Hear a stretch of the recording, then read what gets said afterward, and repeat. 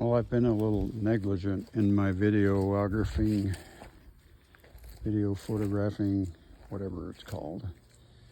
Jeff would know. So I've been working on this side of the house since we got the roof on. This is the side that catches the most weather. The wind almost always comes from that direction, sometimes pretty fiercely. So it'll drive the rain right into this building. So I'm trying to close up this end of the house first. There goes my compressor. At the most inopportune time, it will shut off in a second. But okay, so you may recall that at one point I had finished this side of the house like I did over there.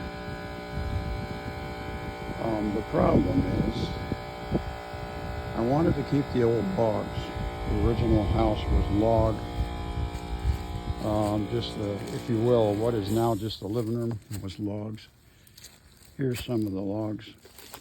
And these are pre-century 1877 or before hand-hewn logs. And the reason I decided to take them out was because over the time that I've been working on the house, I could see, even though it wasn't apparent at first, that there was some kind of pest that was eating out the center of those logs. Now, I have to say, those are 150-year-old logs, and they're still pretty solid. So whoever's doing it is doing it very slowly. But what I can do is I can take these logs to a kiln and have them put them through the kiln and kill whatever's in them. What I've chose to do for now is take them out of the house and replace them with regular framing, like you see here. And later, when I get a chance, I'm going to cut them in half lengthwise, so that basically they're log boards. And I may, if I can get them kiln dried, to kill the infestation or whatever it is, then I'll take those half logs and reapply them to the inside of the house, inside the living room. So to the average person walking in, you won't be able to tell that it's not still a log structure. And without going into further detail on that, I've studied that quite a lot. I went to a lot of trouble, as you may remember, to get these logs all lined up the way they were originally. Unfortunately, I can show you where these little piles of sawdust right here and right there. See these little piles of sawdust? That means above that little pile of sawdust up in this log up here, there's a powder post beetle or something of that nature eating away at those logs. And you can see those there, so we can't have that. Whatever it is, I got to get it out of here. And so, in a sense, I have literally jacked this house up and replaced it. Those were one of the last things from the original house that is still here. However, the layout is essentially what it was in the main house back when it was a farmhouse on a farm. We made a few changes, obviously, to the rooms. This here was 1, 2, 3 rooms. We made it all into one. The living room, which is where the logs are.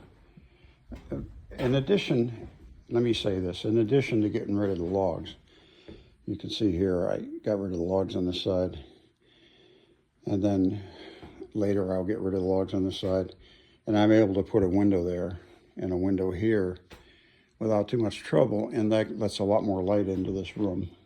These windows are good, but they're covered by a porch, so they don't let in a lot of light.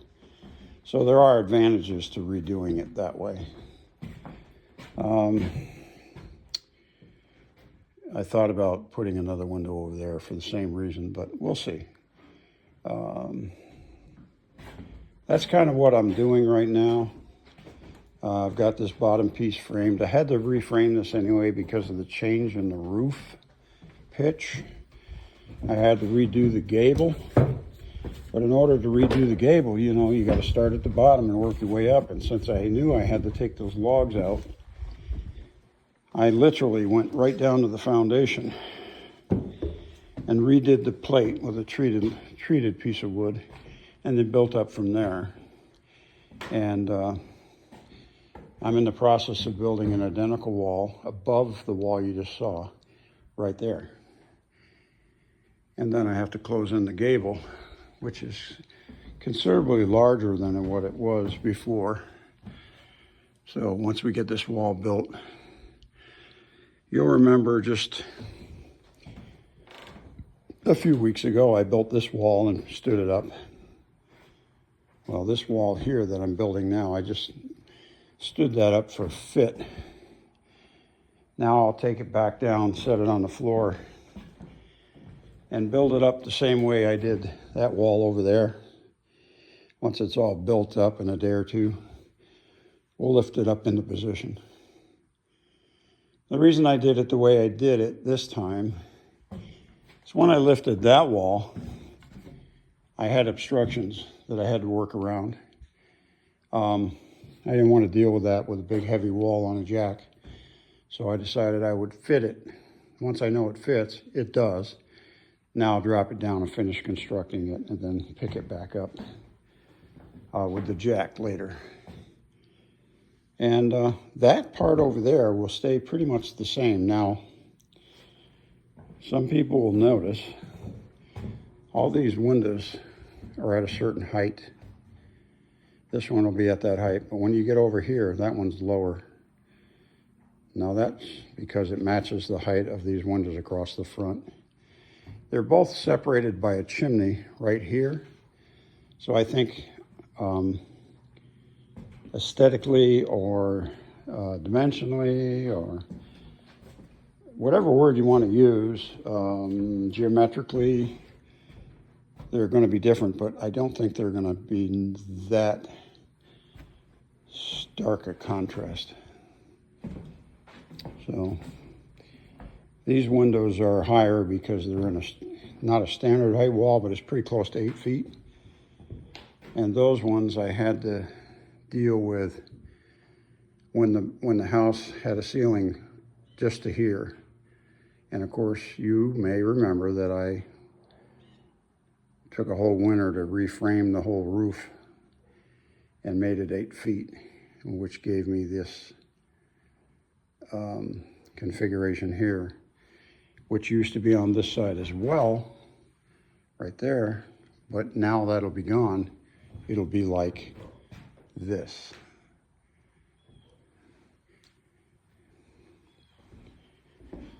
Which is, you know, it's more practical from a building point of view, but we will still have that little Gabriel shape over there. And I think if anything, it adds character. But you can look here now and you can see even right up into the roof. And there's not a hell of a lot of the original house left. Up there on the front, yes, some old studs in the wall. But this is what the house needed, and I wanted to keep the farmhouse feel, so rebuilding the old house, even if there's only 40% or less left, I think was the right choice.